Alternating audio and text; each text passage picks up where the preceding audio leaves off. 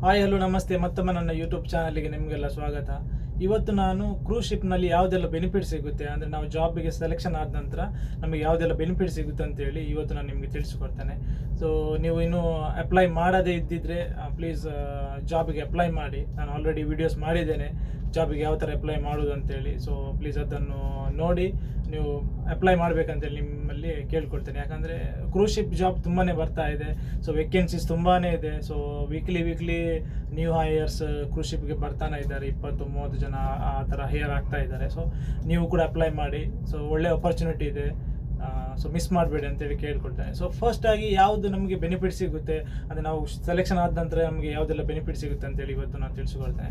ಫಸ್ಟಾಗಿ ನಾವು ಸೆಲೆಕ್ಷನ್ ಆದ ನಂತರ ನಮಗೆ ವೀಸಾ ಮಾಡಲಿಕ್ಕೆ ಹೇಳ್ತಾರೆ. ಸೊ ಬೇಸಿಕಲಿ ನಾವು ಕ್ರೂಸ್ ಶಿಪ್ ಜಾಯ್ನ್ ಆಗಬೇಕಾದ್ರೆ ನಮಗೆ ವೀಸಾ ಬೇಕಾಗುತ್ತೆ. ಸೊ ಜಾಸ್ತಿ most of the ships US ವಾಟರಲ್ಲಿ ಸೇಲ್ ಆಗುತ್ತೆ.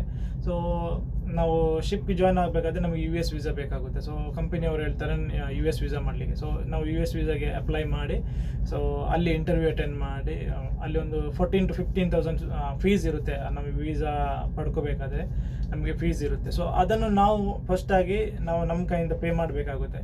ಸೊ ಅದು ನಮಗೆ ನಾವು ಶಿಪ್ಗೆ ಜಾಯ್ನ್ ಆದ ತಕ್ಷಣ ನಮಗೆ ಅದು ರಿಟರ್ನ್ ಮಾಡ್ತಾರೆ, ಅಂದರೆ ರಿಯಂಬರ್ಸ್ ಮಾಡ್ತಾರೆ. ಯಾವ ಹಣವನ್ನು ನಾವು ಕೊಟ್ಟಿದ್ದೇವೆ ನೋಡಿ ಅಲ್ಲಿ ಅದರ ರಿಸಿಪ್ಟ್ ಇಟ್ಕೋಬೇಕು. ಸೊ ಅದು ನಮಗೆ ರಿಟರ್ನ್ ಸಿಗುತ್ತೆ. ಸೊ ನೆಕ್ಸ್ಟ್ ಆಗಿ ವೀಸಾ ಆಯಿತು. ಆಮೇಲೆ ನಮಗೆ ಮೆಡಿಕಲ್ ಮಾಡಲಿಕ್ಕೆ ಹೇಳ್ತಾರೆ. ಸೊ ಸೇಮ್ ಮೆಡಿಕಲ್ ಕೂಡ ಒಂದು 15,000 ತನಕ ಆಗುತ್ತೆ. ಅಂದರೆ A to Z ಮೆಡಿಕಲ್ ಎಲ್ಲ ಮಾಡ್ತಾರೆ ಅವರು. ಸೊ ಇದಕ್ಕೆ ನಾವು ಫಸ್ಟಾಗಿ ನಾವು ಹಣ ಕೊಡಬೇಕಾಗುತ್ತೆ. ಅಂದರೆ ಫಸ್ಟ್ ನಮ್ಮದು ನಾವು ನ್ಯೂ ಹೈಯರ್, ಅಂದರೆ ನ್ಯೂ ಜಾಯ್ನ್ ಆದರೆ ಮಾತ್ರ ಸೊ ನಾವು ಹಣ ಕೊಡಬೇಕಾಗುತ್ತೆ. ಆನಂತರ ಸೇಮ್ ಹಣವನ್ನು ನಾವು ರಿಸಿಪ್ಟ್ ಇಟ್ಕೊಂಡ್ರೆ ನಮಗೆ ನಾವು ಯಾವಾಗ ಫಸ್ಟ್ ಕಾಂಟ್ರಾಕ್ಟಿಗೆ ನಾವು ಜಾಯ್ನ್ ಆಗ್ತೇವೆ ನೋಡಿ, ಅದನ್ನು ನಾವು ನಮ್ಮ ಲೀಡರಿಗೆ ಸಬ್ಮಿಟ್ ಮಾಡಿದರೆ ವಿದಿನ್ 10 to 15 ಡೇಸ್ ನಮಗೆ ನಾವು ಕಟ್ಟಿದ ಹಣ ಏನಿದೆ ನೋಡಿ ಅದು ನಮಗೆ ರಿಯಂಬರ್ಸ್ ಮಾಡ್ತಾರೆ. ಸೊ ಸೇಮ್ ಅದೇ ಟೈಮಲ್ಲಿ ನಮಗೆ ಕೆಲವೊಂದು ವ್ಯಾಕ್ಸಿನೇಷನ್ ಕೊಡ್ತಾರೆ. MMR, ಯೆಲ್ಲೋ ಫೀವರ್ ಅದೆಲ್ಲ ವ್ಯಾಕ್ಸಿನೇಷನ್ ಇರುತ್ತೆ. ಸೊ ಅದಕ್ಕೇನು ಜಾಸ್ತಿ ಆಗಲ್ಲ, ಒಂದು ಮೇ ಬಿ 500ನ ಒಳಗೆ. ಬಟ್ ಸ್ಟಿಲ್ ಅದನ್ನು ನಾವು ಅದು ಕೂಡ ನಾವು ರಿಸಿಪ್ಟ್ ಏನಾದರೂ ಇಟ್ಕೊಂಡ್ರೆ ಅದನ್ನು ನಮಗೆ ಕ್ಲೇಮ್ ಮಾಡ್ಬೋದು. ಸೊ ಎಲ್ಲ ಅಂದರೆ ನಮ್ಮದು ನಾವು ಏನು ಸ್ಪೆಂಡ್ ಮಾಡಿರ್ತೇವೆ ನೋಡಿ ಶಿಪ್ಗೆ ಜಾಯ್ನ್ ಆಗಬೇಕಾದ್ರೆ, ಸೊ ಅದೆಲ್ಲ ನಮಗೆ ರಿಯಂಬರ್ಸ್ ಮಾಡ್ತಾರೆ ಕಂಪನಿಯವರು. ಮೋಸ್ಟ್ ಆಫ್ ದ ಕಂಪನಿ ಎಲ್ಲ ಮಾಡ್ತಾರೆ. ಸೊ ನೆಕ್ಸ್ಟ್ ಯಾವುದು ಬೆನಿಫಿಟ್ ಸಿಗುತ್ತೆ ಅಂತ ಹೇಳಿದರೆ ನಮಗೆ ಫ್ಲೈಟ್, ಅಂದರೆ ನಮ್ಮ ಊರಿಂದ ನಾವು ಯಾವ ಕಂಟ್ರಿಗೆ ಅಲ್ಲಿ ಶಿಪ್ ಜಾಯ್ನಿಂಗ್ ಇರುತ್ತೆ ನೋಡಿ ಅಲ್ಲಿಂದ ನಮ್ಮ ಶಿಪ್ ಜಾಯ್ನಿಂಗ್ ತನಕ ನಮಗೆ ಫ್ಲೈಟ್ ಡೀಟೇಲ್ಸ್, ಅಂದರೆ ಫ್ಲೈಟ್ ಆಲ್ರೆಡಿ ಅವರು ಬುಕ್ ಮಾಡಿ ಕೊಟ್ಟಿರ್ತಾರೆ. ಸೊ ಅದರ ಫೇರ್ ಕೂಡ ಅವರೇ ಬುಕ್ ಮಾಡ್ತಾರೆ. ಸೊ ನಮ್ಮ ಕೈಯಿಂದ ಯಾವುದು ಬುಕ್ ಮಾಡಬೇಕಂತಿಲ್ಲ. ಯಾಕಂದರೆ ನಾವು ಈಗ ಎಕ್ಸಾಂಪಲ್ ನಾವೊಂದು ಬೆಂಗಳೂರು ಇದ್ದೇವೆ, ಬೆಂಗಳೂರಿನಿಂದ ಸೊ US ಜಾಯ್ನ್ ಆಗಬೇಕಾದ್ರೆ ಬೆಂಗಳೂರಿಂದ ದುಬೈ ಕೊಡ್ತಾರೆ, ದುಬೈಯಿಂದ US ಕೊಡ್ತಾರೆ. ಸೊ ಸಮ್ಟೈಮ್ಸ್ ಬೆಂಗಳೂರಿಂದ ನಮಗೆ ಕತಾರಿಂದ ದುಬೈ ಕೊಡ್ತಾರೆ. ಸಮ್ಟೈಮ್ಸ್ ನಮ್ಮ ಬೆಂಗಳೂರಿಂದ ನೆದರ್ಲ್ಯಾಂಡ್ಸ್ ಕೊಟ್ಟು ನೆದರ್ಲ್ಯಾಂಡಿಂದ US ಕೊಡ್ತಾರೆ. ಸೊ ಅದೇ ಥರ ಬೆಂಗಳೂರಿಂದ ನಮ್ಮ ಜರ್ಮನಿಯಿಂದ US ಆ ಥರ ಡಿಫ್ರೆಂಟ್ ಕೊಡ್ತಾರೆ. ಸೊ ಅದೆಲ್ಲ ಅವರು ಓನಾಗಿ ಬುಕ್ ಮಾಡ್ತಾರೆ. ಮೇ ಬಿ ಇನ್ ಕೇಸ್ ನಮ್ಮದು ಅಂದರೆ ಬೆಂಗಳೂರಿಂದ ಅಲ್ಲ ಮುಂಬೈಯಿಂದ ಬೆಂಗಳೂರಿಂದ ಅಲ್ಲ ನಮ್ಮದು ಬೇರೆ, ಅಂದರೆ ಅಷ್ಟೊಂದು ಇಂಟರ್ನ್ಯಾಷನಲ್ ಫ್ಲೈಟ್ಸ್ ಕನೆಕ್ಟ್ ಆಗದ ಏರ್ಪೋರ್ಟ್ಸ್ ಇದ್ದರೆ, ಎಕ್ಸಾಂಪಲ್ಗೆ ಮ್ಯಾಂಗ್ಳೂರು, ಆಮೇಲೆ ನಮ್ಮ ಬೆಳಗಾವಿ ಆಗಿರಲಿ, ಈ ಥರ ಏನಾದರೂ ಏರ್ಪೋರ್ಟ್ಸ್ ಇದ್ದರೆ ಸೊ ನಾವು ತೆಗೋಬೇಕಾಗುತ್ತೆ. ಅಂದರೆ ಬೆಂಗಳೂರಿಂದ ಯಾವುದು ಇಂಟರ್ನ್ಯಾಷನಲ್ ಏರ್ಪೋರ್ಟ್ ಇದೆ ನೋಡಿ, ಮಂಗಳೂರಿಂದ ಬೆಂಗಳೂರು ಆಗಿರ್ಬೋದು, ಮಂಗಳೂರಿಂದ ಮುಂಬೈ ಆಗಿರ್ಬೋದು. ಟಿಲ್ ಮುಂಬೈ ಅವರು ಹೋಗೋದು ಬರೋದು ಎಲ್ಲ ಟಿಕೆಟ್ ಬುಕ್ ಮಾಡ್ತಾರೆ. ಸೊ ಮುಂಬೈಯಿಂದ ನಾವು ಮ್ಯಾಂಗ್ಳೂರಿಗೆ ನಮ್ಮ ಕೈಯಿಂದ ಬುಕ್ ಮಾಡಬೇಕಾಗುತ್ತೆ. ಸೊ ಬರುವಾಗ ಅಂದರೆ ಶಿಪ್ ಜಾಯ್ನ್ ಆಗುವಾಗ ಮೇ ಬಿ ಮ್ಯಾಂಗ್ಳೂರಿಂದ ಮುಂಬೈಗೆ ನಾವು ತಗೋಬೇಕಾಗುತ್ತೆ. ಇವನ್ ದ ಸೇಮ್ ರಿಟರ್ನ್ ಹೋಗುವಾಗ ಮುಂಬೈಯಿಂದ ಮ್ಯಾಂಗ್ಳೂರಿಗೆ ನಾವು ಫ್ಲೈಟ್ ಬುಕ್ ಮಾಡಬೇಕಾಗುತ್ತೆ. ಒನ್ಸ್ ನೀವು ಶಿಪ್ಗೆ ಜಾಯ್ನ್ ಆದ ನಂತರ ಸೇಮ್ ಅದು ಫ್ಲೈಟ್ ಡೀಟೇಲ್ಸ್ ನಾವು ಇಟ್ಕೊಂಡ್ರೆ, ಅಂದರೆ ಫ್ಲೈಟ್ನ ರಿಸಿಪ್ಟ್ ಇಟ್ಕೊಂಡ್ರೆ, ಫ್ಲೈಟ್ ಬುಕ್ ಮಾಡಿದ್ದಂಥ ಡೀಟೇಲ್ಸ್ ಇಟ್ಕೊಂಡ್ರೆ ನಾವು ಅದು ಕೂಡ ನಮಗೆ ಅವರು ರಿಯಂಬರ್ಸ್ ಮಾಡ್ತಾರೆ. ಸೊ ಯಾವುದೇ ಅಂದರೆ ಫ್ಲೈಟಿದ್ದು ಹಣ ಆಗಲಿ ಯಾವುದೇ ನಾವು ಸ್ಪೆಂಡ್ ಮಾಡಬೇಕಂತ ಇಲ್ಲ, ನಾವು ನಮ್ಮ ಕೈಯಿಂದ ಕೊಡಬೇಕಂತ ಇಲ್ಲ. ಸೊ ಫಸ್ಟಾಗಿ ಒಂದು ಅಂದರೆ ಡೊಮೆಸ್ಟಿಕ್ ಇದ್ದರೆ ನಾವು ಕೊಡಬೇಕಾಗುತ್ತೆ. ಅಂದರೆ ಕನೆಕ್ಟ್ ಆಗದೇ ಇದ್ದರೆ ಬೇಸಿಕಲಿ ಅವರು ಎಲ್ಲ ಕಡೆ ಕೊಡ್ತಾರೆ. ಬಟ್ ಇದೇ ಚಿಕ್ಕ ಏರ್ಪೋರ್ಟ್ಸ್ ಇದ್ದರೆ ಅವರಿಗೆ ಅಂದರೆ ಅವೈಲೇಬಲ್ ಇರೋದಿಲ್ಲ ನಮಗೆ, ಅಂದರೆ ಅವರ ಟೈಮ್ ಸೂಟೇಬಲ್ ಆಗಲ್ಲ ಹಾಗೆ. ಸೊ ಅವರಿಗೆ ಫ್ಲೈಟ್ಸ್ ಟಿಕೆಟ್ಸನ್ನು ತೆಗೊಳ್ಳಿಕ್ಕೆ ಆಗಲ್ಲ. ಸೊ ಅವರು ನಮ್ಮ ಹತ್ರ ಬುಕ್ ಮಾಡ್ಲಿಕ್ಕೆ ಹೇಳ್ತಾರೆ. ಸೊ ಅದು ನಮಗೆ ರಿಯಂಬರ್ಸ್ ಮಾಡ್ತಾರೆ. ಸೊ ಆನಂತರ ಯಾವುದಂದರೆ ನಮಗೆ ಶಿಪ್ಪಿಂದ ಮನೆಯಿಂದ ಶಿಪ್ಗೆ ಜಾಯ್ನ್ ಆಗುವಾಗ ನಾವು ಫ್ಲೈಟ್ ಎಲ್ಲ ಆಗಿ ಬರ್ತೇವೆ. ಸೊ ಶಿಪ್ನ ಜಾಯ್ನಿಗಿಂತ ಒಂದಿನ ಮುಂಚೆ ಹೋಟೆಲ್ ಸ್ಟೇ ಇರುತ್ತೆ. ಸೊ ಹೋಟೆಲ್ ಸ್ಟೇಯಲ್ಲಿ ನಮಗೆ ಯಾವುದೇ ಖರ್ಚು ಇರಲ್ಲ. ಏರ್ಪೋರ್ಟ್ ತನಕ ನಮ್ಮದು ಫ್ಲೈಟಲ್ಲಿ ನಾವು ಬರ್ತೇವೆ. ಅಲ್ಲಿಂದ ಅಲ್ಲಿ ಇಳಿದು ಹೋಟೆಲ್ ಯಾವುದು ಬುಕ್ ಮಾಡಿರ್ತೀವಿ ನೋಡಿ, ಅದೆಲ್ಲ ಡೀಟೇಲ್ಸ್ ನಮ್ಮ ಫ್ಲೈಟ್ ಟಿಕೆಟ್ಸಲ್ಲಿ ಇರುತ್ತೆ.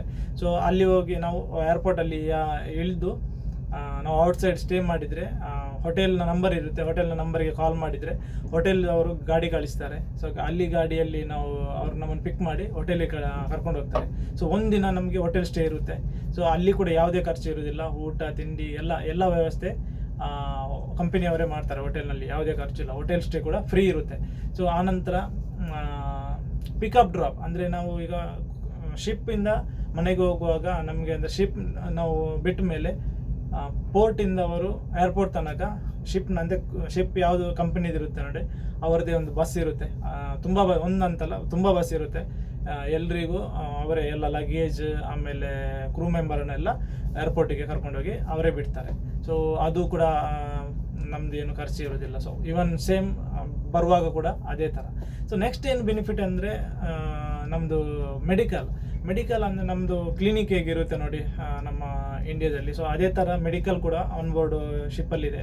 ಸೊ ನಮ್ಗೆ ಯಾವುದಾದ್ರೂ ಪ್ರಾಬ್ಲಮ್ಸ್ ಇದ್ದರೆ ಅಥವಾ ಇವನ್ ವರ್ಕ್ ಮಾಡುವಾಗ ನಮ್ಮದು ಯಾವುದಾದ್ರೂ ಹುಷಾರಿಲ್ಲದಿದ್ದರೆ, ಬೆನ್ನು ನೋವು, ಕೈ ನೋವು ಏನಾದರೂ ಆದರೆ, ಸೊ ನಾವು ಹೋಗಿ ನಮ್ಮ ಲೀಡರಿಗೆ ಇನ್ಫಾರ್ಮ್ ಮಾಡಿ ಮೆಡಿಕಲ್ಗೆ ಹೋಗ್ಬೋದು. ಮೆಡಿಕಲಲ್ಲಿ ಹೋಗಿ ಪ್ರಯರ್ ಆಗಿ ಅವರು ನಮಗೆ ಟ್ರೀಟ್ ಮಾಡ್ತಾರೆ. ಸೊ ಅವರ ಹತ್ರ ಟ್ರೀಟ್ ಮಾಡಲಿಕ್ಕೆ ಆಗದಿದ್ದರೆ ಅವರು ಔಟ್ಸೈಡ್ ಯಾವಾಗ ಶಿಪ್ ಪೋರ್ಟಿಗೆ ಹೋಗಿತ್ತು ನೋಡಿ, ಪೋರ್ಟಲ್ಲಿ ನಮ್ಮನ್ನು ಔಟ್ಸೈಡ್ ಅಂದರೆ ಹಾಸ್ಪಿಟಲ್ಗೆ ಕಳಿಸ್ತಾರೆ. ಸೊ ಅಲ್ಲಿ ಟ್ರೀಟ್ ಮಾಡ್ತಾರೆ ನಮ್ಮನ್ನು.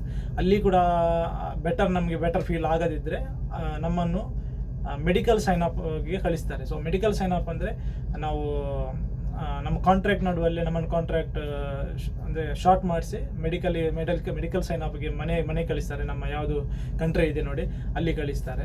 ಸೊ ನಮ್ಗೆ ಯಾವ ಥರ ಟ್ರೀಟ್ಮೆಂಟ್ ಬೇಕು ನೋಡಿ ಅದನ್ನೆಲ್ಲ ಟ್ರೀಟ್ಮೆಂಟ್ ತೊಗೊಂಡು ಮತ್ತೆ ನಮ್ಮನ್ನು ವಾಪಸ್ ಕರೆಸ್ತಾರೆ. ಅಂದರೆ ಒಮ್ಮೆ ನಮ್ಮನ್ನು ಮೆಡಿಕಲ್ ಸೈನ್ ಅಪ್ ಮಾಡಿ ಇದ್ಮೇಲೆ ನಮಗೆ ಕಾಂಟ್ರಾಕ್ಟ್ ಕೊಡಲ್ಲ, ಅಲ್ಲ ನಮ್ಮನ್ನು ಮತ್ತೆ ಹೈಯರ್ ಮಾಡಲ್ಲ, ಆ ಥರ ಯಾವುದಿಲ್ಲ. ಸೊ ಮೆಡಿಕಲ್ ಸೈನ್ ಅಪ್ ಮಾಡಿದ ಮೇಲೆ ಕಂಪನಿ 100% ಅವರು ರಿಟರ್ನ್ ತಗೊಳ್ತಾರೆ. ಆನಂತರ ಮೆಡಿಕಲ್ ಸೈನ್ ಅಪ್ ಆದ ಸಮಯದಲ್ಲಿ ನಮಗೆ ಬೇಸಿಕ್ ಏನು ಸ್ಯಾಲ್ರಿ ಇರುತ್ತೆ ನೋಡಿ ಅದೆಲ್ಲ ನಮಗೆ ಕಂಪನಿ ಪೇ ಮಾಡುತ್ತೆ. ನಾವು ಇವನ್ ಮನೆಯಲ್ಲಿದ್ದರೂ ಕೂಡ ರಿಕವರ್ ಆಗೋ ತನಕ, ನಮ್ಮ ಕಾಂಟ್ರಾಕ್ಟ್ ಎಂಡ್ ಆಗೋ ತನಕ ನಮಗೆ ಪೇ ಮಾಡ್ತಾ ಇರ್ತಾರೆ. ಸೊ ಮೇ ಬಿ ಎಕ್ಸಾಂಪಲ್ ನಾವು ಈಗ 6 ಮಂತ್ ಕಾಂಟ್ರಾಕ್ಟ್ಸ್ ಇತ್ತು, 1 ಮಂತಿಗೆ ಬಂದು ಹುಷಾರಿರಲಿಲ್ಲ. ಸೊ 5 ಮಂತ್ಸ್ಗೆ 1 ಮಂತ್ ಆದಮೇಲೆ ನಾವು ಮನೆಗೆ ಹೋಗಿದ್ದೆ, 5 ಮಂತ್ಸ್ ನಮಗೆ ಬೇಸಿಕ್ ಸ್ಯಾಲ್ರಿ ಅವರು ಕೊಡ್ತಾರೆ.